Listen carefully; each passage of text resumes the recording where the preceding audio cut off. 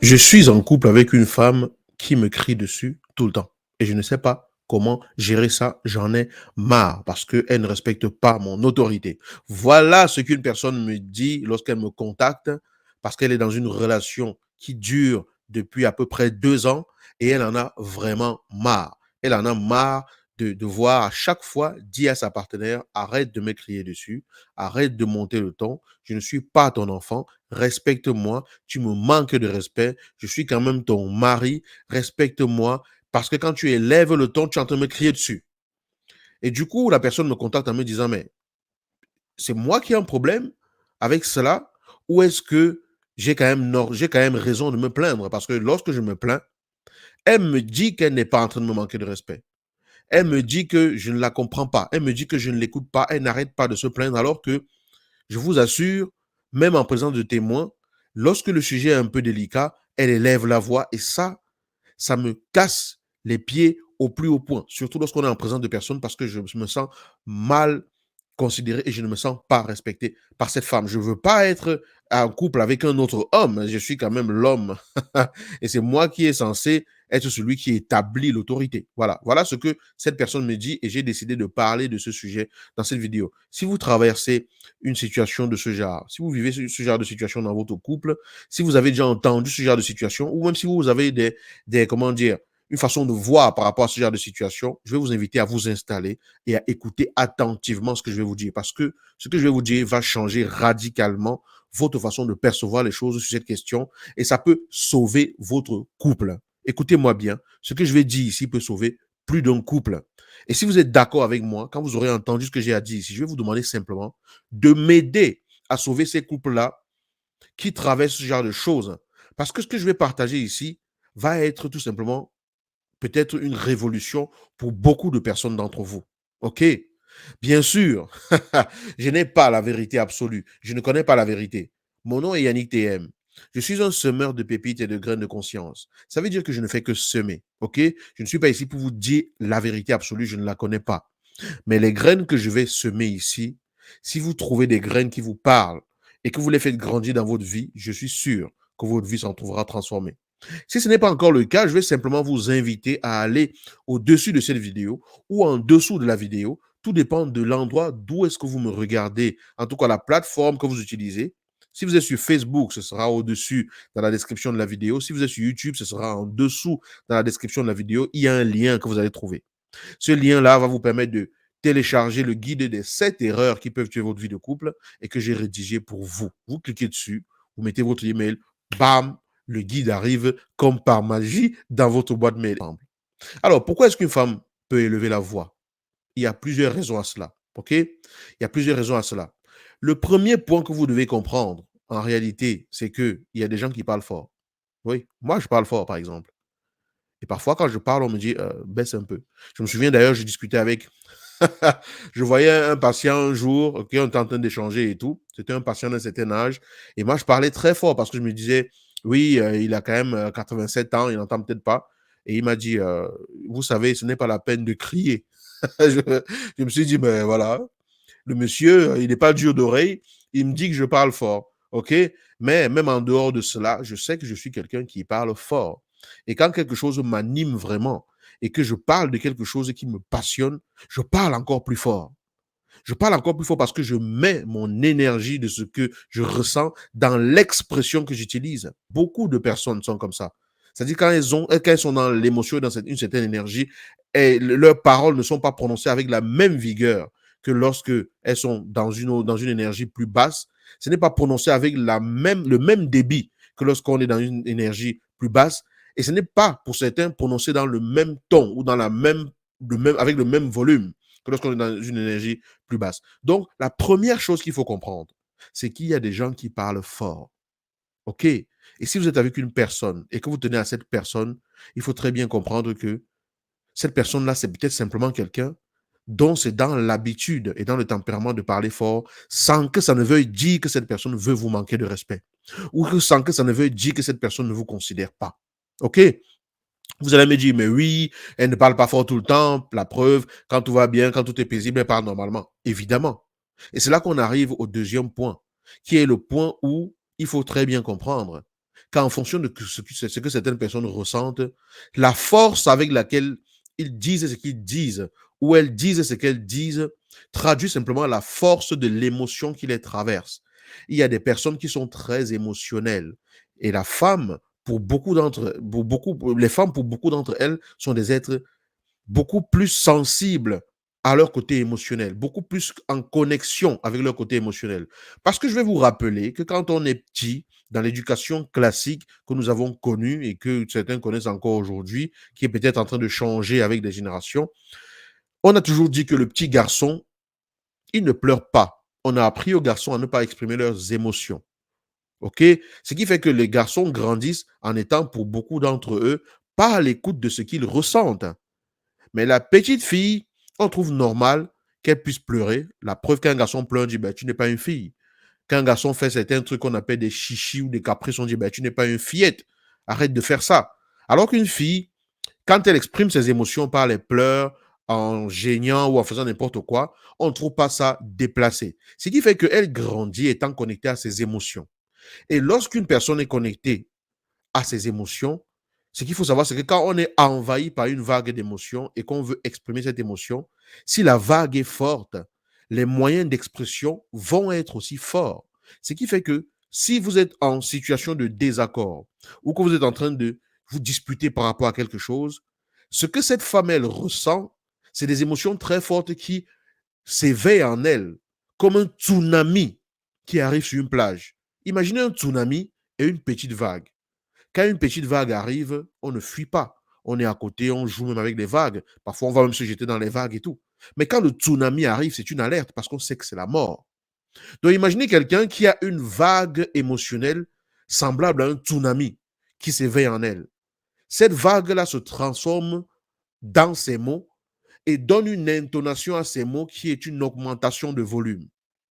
Donc, en réalité, il faut comprendre qu'il y a des personnes qui vont parler fort lorsque vous êtes en désaccord parce que le désaccord, pour elle, signifie que vous n'êtes pas d'accord et elle défend quelque chose qui est son expérience à elle et elle peut être en mal-être ou en désaccord avec vous. Ça peut éveiller une certaine émotion en elle et c'est avec la force de ce qu'elle ressent qu'elle parle. Le volume de son propos représente dans beaucoup de cas la force de l'émotion dans laquelle elle se trouve à ce moment-là. Ce qui veut dire que ça n'a absolument rien à voir avec vous dans beaucoup de cas. Rien à voir du tout. Parce que ça s'éveille en elle, ça monte et ça sort avec force. Ça traduit la force dans laquelle, de ce qu'elle est en train de ressentir. Ça traduit l'état dans lequel elle est en train de se trouver émotionnellement et tout. Et si vous vous mettez là comme étant celui qui va être, qui se désigne comme étant la victime de cela, qui perçoit cela comme étant la victime de cela, oui, vous allez dire que elle vous parle fort, elle vous manque de respect et tout. Et ça, je peux très bien le comprendre. OK? Qu'est-ce qui permet de pouvoir gérer ça? C'est déjà d'apprendre à connaître l'autre. C'est déjà d'accorder le droit à l'autre d'être différent de soi. Ce n'est pas pour rien que vous êtes ensemble. OK? Ce n'est pas pour rien que vous êtes ensemble. Ça veut dire que cette personne peut avoir un comportement qui est quelque chose qui vous dérange vraiment, peut-être pas comportement, mais sa façon de parler. En réalité, c'est sa façon de parler quand elle est dans l'émotion et elle exprime avec force. D'accord? Donc, quand on comprend ça, on apprend à ne pas prendre personnellement la force avec laquelle l'autre dit ce qu'elle dit. Parce que l'autre a le droit de s'exprimer avec force si elle a besoin de l'exprimer avec force. Et l'amour, c'est être capable d'accepter quelqu'un qui exprime ce qu'il a exprimé ou ce qu'elle a exprimé avec force et de comprendre que ce n'est pas contre soi que cette personne le fait. La preuve, quand vous lui dites, elle vous dit, je ne suis pas en train de te manquer de respect. Quand vous le lui dites, elle le ressent encore de façon plus douloureuse parce qu'elle dit, mais il ne me comprend pas. Je suis mal, je lui parle et tout ce qu'il trouve, c'est de dire que je lui manque de respect. Il ne me comprend pas. Bien sûr, c'est important d'avoir cette hauteur-là pour comprendre ça. Et c'est pour ça que je vous dis cela, parce que beaucoup de relations se cassent parce qu'on ne prend pas forcément le temps de se poser ces questions-là. Pourquoi? Parce qu'on fait de l'interprétation et c'est normal.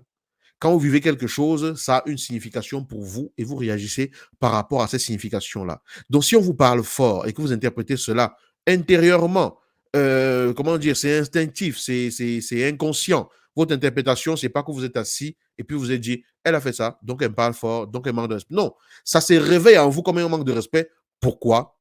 Parce qu'il y a quelque chose en vous qui interprète cela de cette façon. Et c'est OK. c'est OK.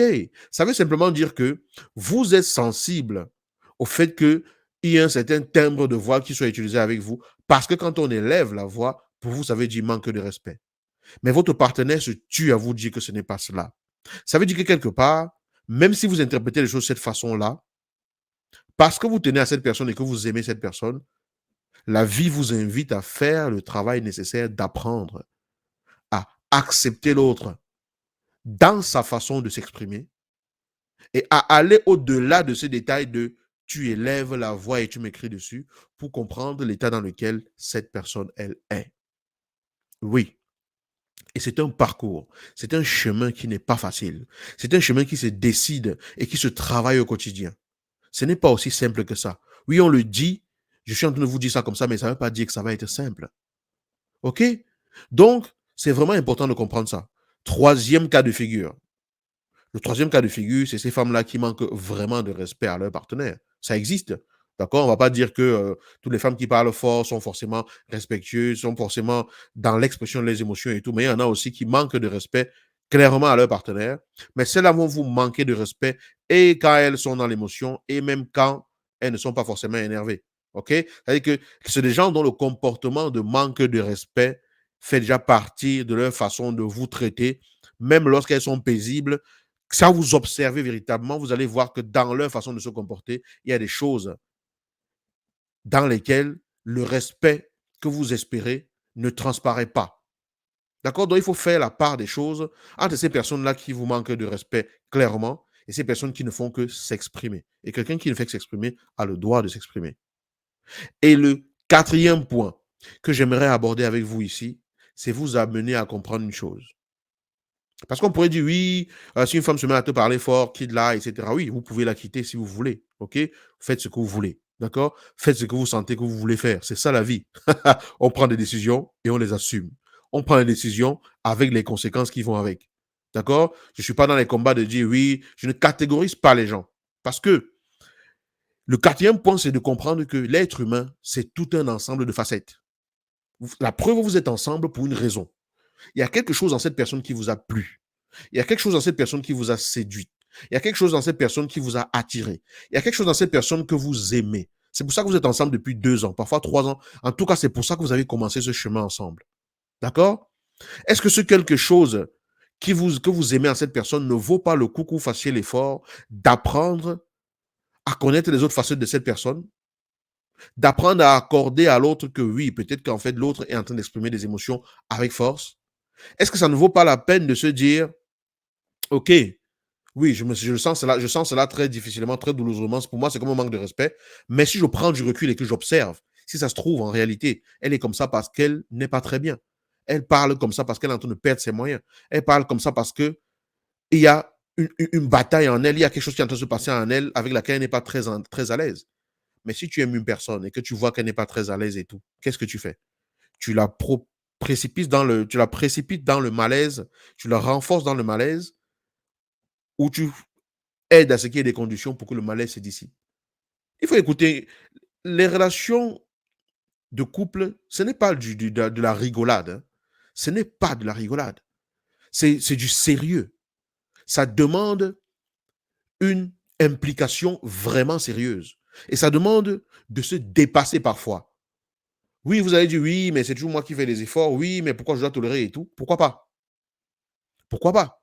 Dans une situation où il y a de la tension, le plus lucide prend la responsabilité de vous faire sortir de l'obscurité. Dans une situation où vous êtes dans le brouillard, dans le noir, parce que vous vous disputez, si l'un d'entre vous trouve la lucidité, il prend la responsabilité de vous sortir de cette situation-là grâce à cette lucidité-là. Il prend la responsabilité d'amener de la lumière pour que vous puissiez voir tous les deux. Parfois, c'est simplement rester calme et laisser l'autre s'exprimer. Parfois, c'est simplement de se dire, ce n'est pas contre moi. Parfois, c'est simplement de se dire, waouh, elle doit être vraiment mal de pouvoir parler comme ça. Parfois, c'est simplement rester calme et parler plus paisiblement et montrer à l'autre qu'on la comprend et ça apaise l'autre. Donc, ne soyons pas dans les catégorisations en disant, oui, elle parle fort, il faut la mettre de côté. Oui, une femme comme ça et tout. Oui, on pourrait dire, on ne veut pas être avec un autre homme, on ne veut pas épouser une femme et penser qu'on est en train d'épouser un homme ou quoi que ce soit. Oui, on est d'accord. Mais cette personne n'est pas sa façon de parler. Sa façon de parler n'est qu'un aspect de cette personne. Donc, c'est important d'aller dans l'ouverture et d'apprendre à connaître vraiment les gens. Parfois, ça peut prendre beaucoup de temps pour se rendre compte que cette personne, quand elle parle comme ça, ce n'est pas contre vous qu'elle parle. Elle s'exprime et elle a le droit de s'exprimer. Maintenant, par votre attitude, vous pouvez aider cette personne à apprendre d'autres méthodes de s'exprimer, mais sans vouloir obliger quelqu'un à devenir ce qu'elle ou ce qu'il n'est pas. D'accord? Donc voilà, en récapitulatif, il y a celles qui parlent fort naturellement. Je ne vois pas quelqu'un qui parle fort naturellement, si ça vous dérange et tout, bah, dans ce cas, trouvez quelqu'un qui ne parle pas fort. Vous êtes libre de ça aussi, c'est la vie. Mais quand on aime, on apprend aussi à accepter l'autre pour ce qu'il est. On ne cherche pas à ce que quelqu'un change forcément sa façon d'être pour correspondre à ce qu'on veut, afin qu'on dise qu'on l'aime. Si tu l'aimes même parce qu'elle parle fort, ou même malgré qu'elle parle fort, si c'est sa façon de parler. Deuxième chose, il est important de comprendre que lorsque le tsunami émotionnel arrive, ça se transmet par la force avec laquelle on l'exprime et que ce n'est pas forcément contre toi. C'est juste que ce qui se passe en elle bouillonne ardemment.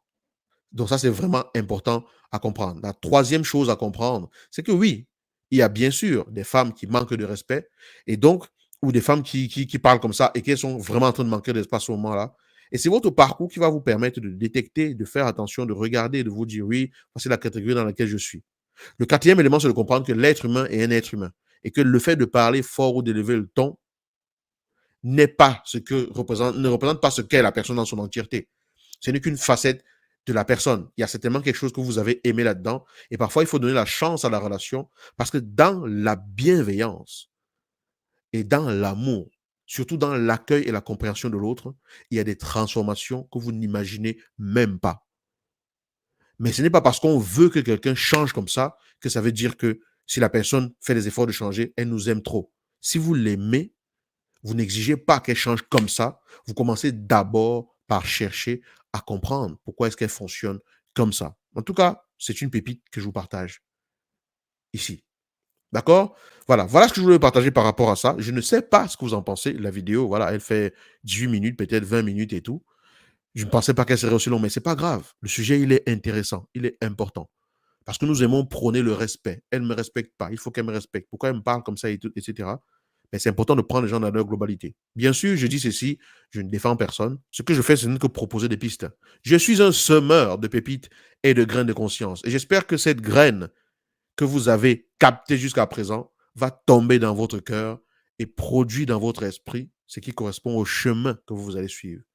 Et que par cela, vous allez découvrir que c'est de véritables trésors, des véritables pépites à préserver et à faire fructifier dans votre vie. Alors, je vous dis à dimanche, 19h, GMT plus 2 pour notre live de la semaine. Laissez-moi des commentaires en dessous de cette vidéo et surtout, partagez la vidéo. Oui, oui, oui, partage la vidéo. Ciao.